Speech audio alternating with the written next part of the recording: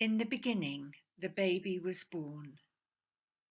God chose Mary to be the mother of his Son. God chose Mary, and the Word became a wordless child. Whenever the baby looked up at the face of his mother, he already saw the cross. When he looked into the face of his father Joseph, the cross was there too. Mother Mary and Father Joseph held the baby close. They kept him warm and safe. They gave him everything he needed to grow. The baby grew into a boy. When he was about 12 years old, his mother Mary and his father Joseph went with many other people from the village of Nazareth to the great city of Jerusalem to celebrate the Passover. When the celebration was over, the people from Nazareth went out through the great high gate of the city and started on the road to home. After a while, Mary and Joseph realized Jesus wasn't there. They thought he was playing with the other children from the village as they walked home together. But no. So they hurried back along the road to Jerusalem and through the great city gate to find him. They looked everywhere. They looked in the dark, narrow streets, in the marketplace where they had brought food, the place where they had slept the night.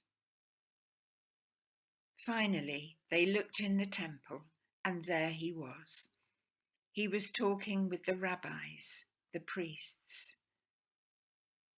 When Jesus spoke, they were amazed because he knew so much. And when they talked, he listened to them because he wanted to know more. Mary and Joseph asked Jesus the questions all parents would ask. Where have you been? We've been looking everywhere for you. And Jesus said something very strange. He said, "Did you not know you would find me in my Father's house?"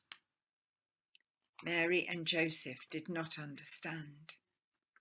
Their house was in Nazareth, with Joseph's carpenter's shop. They did not understand, but they didn't forget.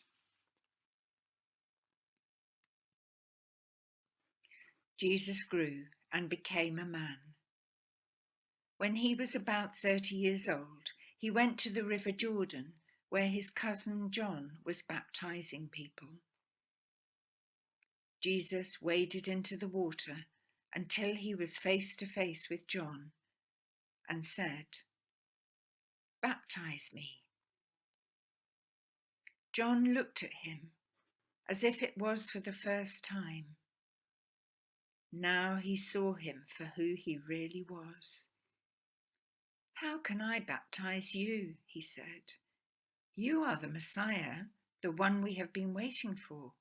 You must baptize me." But Jesus said, "No. It is written, you are the one who is to prepare the way. Baptize me." Jesus went down into the darkness and chaos of the water. When John lifted him out into the light, there were some people there who said they saw a dove come down from heaven and come close to Jesus. And there were others who said they heard a voice saying, "This is my Son, in whom I am well pleased." After Jesus was baptized, he went across the river Jordan and into the desert. Jesus went into the desert to discover more about who he was and what his work was going to be. He was there for 40 days and 40 nights with hardly anything to eat or drink.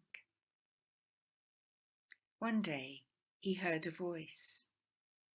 It said, "Why don't you change one of these stones into bread and eat?"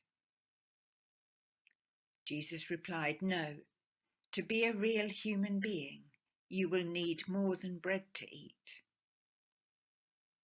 And then it was as if he was standing on the top of the great temple in Jerusalem. The voice came again and said, "If you are the Son of God, why don't you jump and see if God sends his angels to catch you before you hit the stones below?"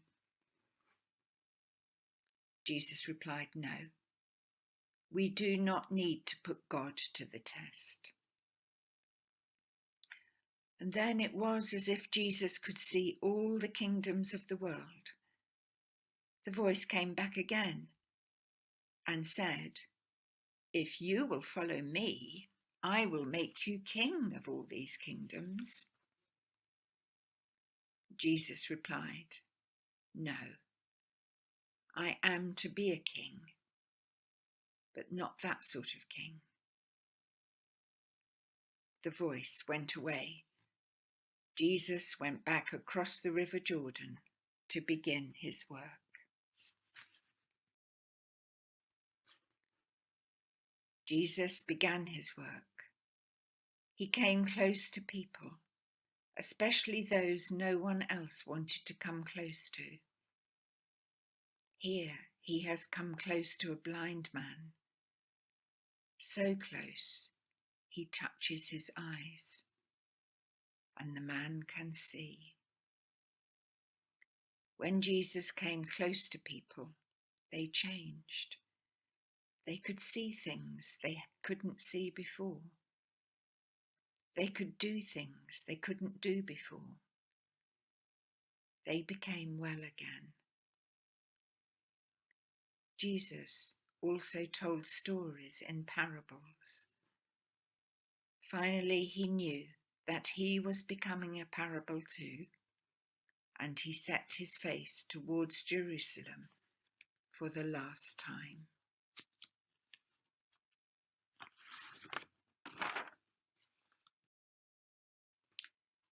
It was Passover, and the city was full of people from different countries. They thought Jesus was coming to be a king. But he didn't come as a king on a great white horse when he entered the city. There were no triumphant soldiers. He was riding a donkey, and it wasn't even his. He had borrowed it. But still the people waved palms for a king and shouted, "Hosanna." On the Monday, Tuesday, and Wednesday, Jesus went into the temple to teach. One day, he said, "Do you see that old woman over there? She is going to put something into the money box. Listen. Did you hear anything?" No. She put the smallest coin she had into the box. That was all the money she had. Now, here comes a rich man. He has so much to put into the box that he needs help to carry it. Listen to the clanging and ringing as the money pours in. Now, who do you think put in the most? Some people said it was the old woman. Others said the rich man. The temple guards said, "We will arrest him on Thursday." But they could not find him. By the evening, Jesus had slipped through the dark streets and climbed up the stairs to an upper room to share a last meal with his 12 disciples. After they had everything they wanted to eat, Jesus took some bread and said thank you to God for it. Then he broke it and said something like this: "When you break bread and share it like this, I will be there." Then he took a cup of wine, gave thanks, and said, "Whenever you share a cup of wine like this, I will be there."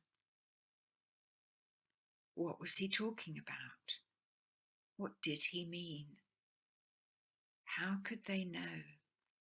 He was always saying such things, and yet they did not forget, and later they would understand. Suddenly Judas got up and left. The other disciples sang songs, and then they went out into the Garden of Gethsemane on the Mount of Olives. Jesus wanted to be by himself to pray. As he finished, Judas came out of the shadows and greeted him. The temple guards appeared from the shadows too and arrested Jesus, taking him away into the night. That night was a confusing one. The next day, Jesus was taken outside the city walls and crucified.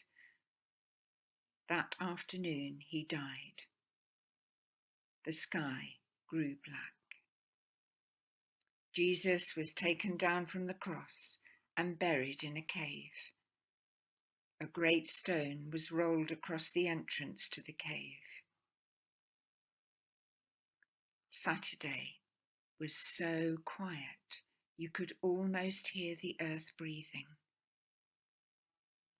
On Sunday, it was the women who had the courage to go to the tomb to be near Jesus. But when they got there, they found that the stone had been rolled away and the tomb was empty.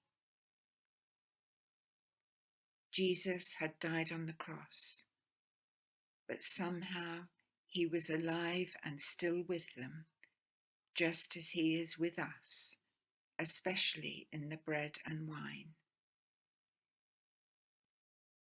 We look at this side. We know there is another side.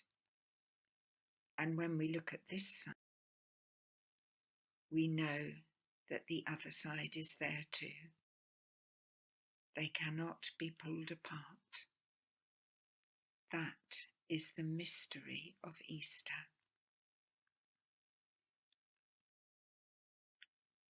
But this is not the end of the story. The ending is not the end. It is the beginning. Let's see what we can do with the pictures.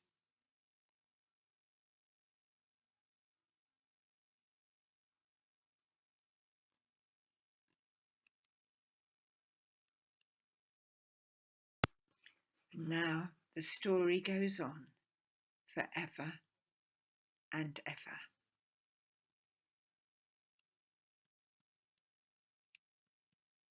Now I wonder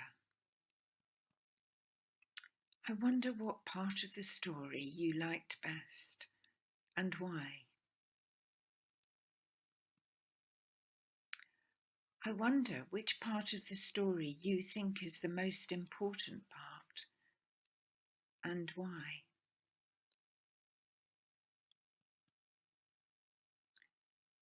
I wonder if you were in this story, where would you be? Or who would you be? And why? I wonder if there is any part of this story we can leave out and still have all the story that we need.